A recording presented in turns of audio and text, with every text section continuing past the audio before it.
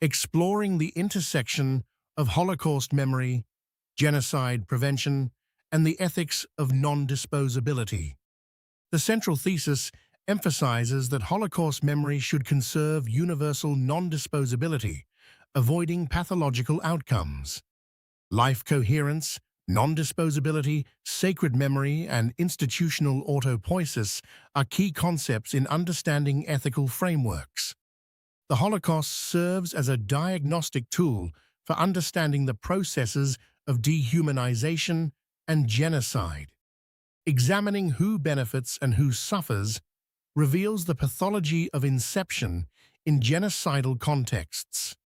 Two paths emerge from sacred memory: life-coherent warning and the capture of memory. Holocaust memory functions in two ways: life-coherent memory and captured memory, each with distinct implications. Ethical guardrails are necessary to maintain distinctions and prevent collective blame.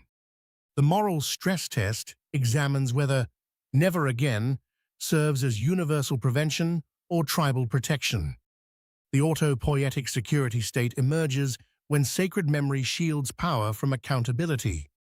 Procedural capture illustrates the illusion of safety in AI systems, failing to address dehumanization.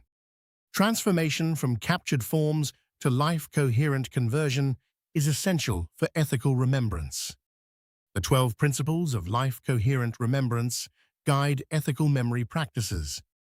An institutional diagnostic test determines if an institution is life-coherent or not.